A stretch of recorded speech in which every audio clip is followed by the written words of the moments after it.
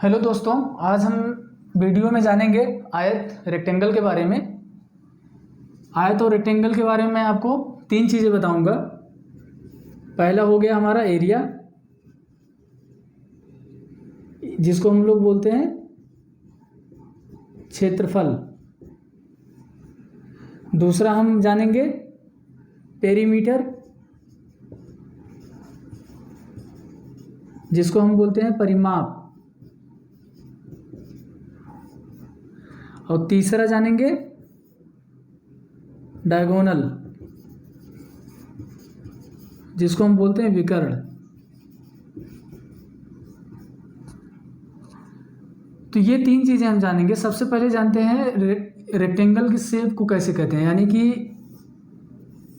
इस टाइप का अगर शेप है, ये सीधा रहेगा, ABCD, इस टाइप के शेप को हम लोग रेक्टेंगल कहते हैं। रेक्टेंगल में कभी भी आमने सामने की भुजा बराबर होती है। जैसे ये भुजा इसके बराबर है और ये भुजा इसके बराबर है। और रेक्टेंगल में ऐसे भी हो सकता है, ABCD, यानी इस टाइप के भी रेक्टेंगल को बोलते हैं। यानी कि ये वाला इसके बराबर है और ये वाला लाइन इसके बराबर है। तो आमने सामने की भुजा हमेशा बराबर होती हैं, जिसको हम रेक्टेंगल बोलते हैं।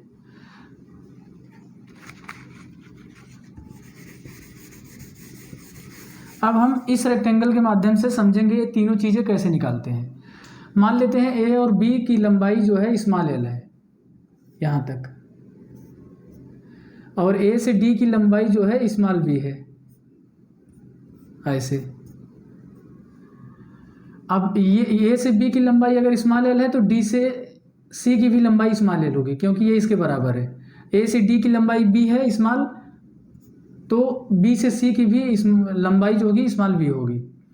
अब जो विकर्ण होता है, विकर्ण हम लोग इसके बोलते हैं, इसको, ये लाइन को हम लोग बोलते हैं विकर्ण,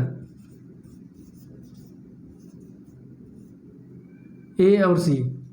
तो अब हम समझते हैं पहला पॉइंट्स, यानी कि एरिया के बारे में।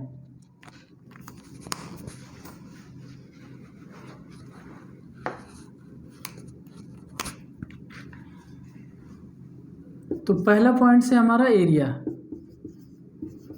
यानी कि क्षेत्रफल। तो एरिया जो होता है दोस्तों, एरिया को A से दिखाते हैं तो ये हो जाएगा AB into BC, AB into BC, या आप ऐसा भी ले सकते हो DC इंटू AD, कोई भी। यानी जिसको हम लोग बोलते हैं जनरली लंबाई गुणे चौड़ाई। तो यहाँ पे लंबाई कितना है, A से B की लंबाई स्मॉल l इंटू, और चौड़ाई कितना है B से स्मॉल b, तो ये हो गया L इंटू B एरिया। ये हो गया फार्मूला। अगर हम L का मान, यानी हम स्मॉल l को बोल दें कि 4 है, और BC यानी स्मॉल का मान अगर है 3 है, यानी कि ये वैल्यू 4 हो गया और ये वैल्यू हो गया 3, तो L और B की जगह पे उसका मान रखना है। यानी A area is equal to 4 into 3, तो एरिया कितना आ जाएगा, 4×3 12। ये हो गया आंसर। तो ये चीज़ें अभी आप कॉपी में नोट कर लो। अभी हम दूसरा चीज़ बताएंगे,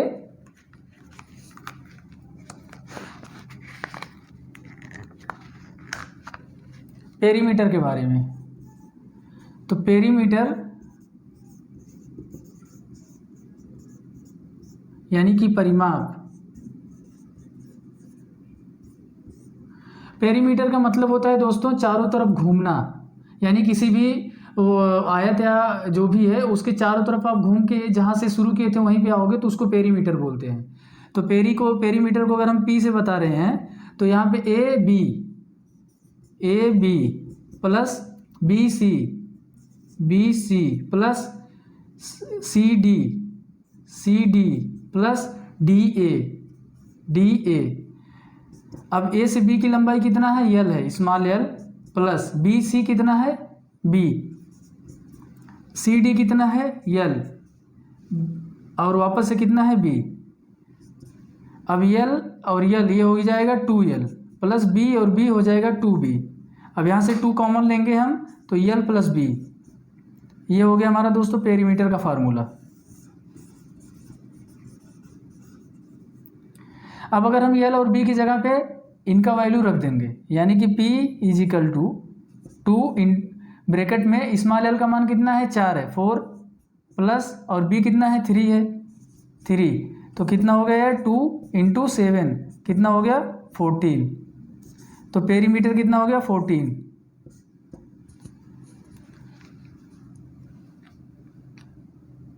तो पहला हो गया क्षेत्रफल बता दिया मैंने, पेरीमीटर बता दिया। अभी लास्ट बताऊंगा डायगोनल, थर्ड वाला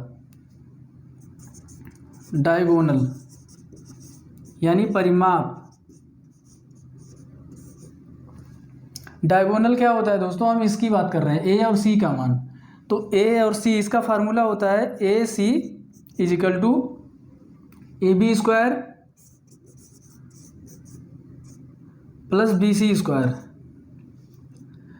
तो ए बी जो होता है हमारा कितना है स्मॉल एल स्क्वायर प्लस और बी सी कितना है स्मॉल बी स्क्वायर।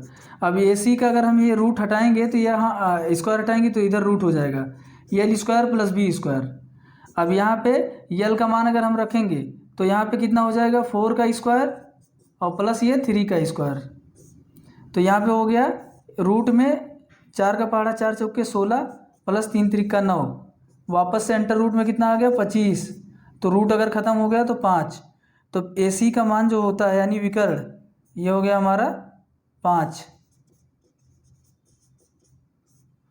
तो दोस्तों ये बेसिक चीज़ें थी और ये काफ़ी हमेशा कॉम्पिटिटिव एग्ज़ाम और बेसिक बोर्ड एग्ज़ाम में भी आता है, आप चाहे किसी भी माध्यम से पढ़ाई करो। तो आई थिंक ये वीडियो आपको अच्छा लगा होगा और आपके काम आने वाला है। तो वीडियो अगर अच्छा लगा तो वीडियो को लाइक करो और दोस्तों के साथ शेयर करो, और घर में अगर आपके बच्चे हों तो बच्चों को मेरा वीडियो रेफ़र करो। Thank you, thanks for watching, धन्यवाद, जय हिंद, जय भारत।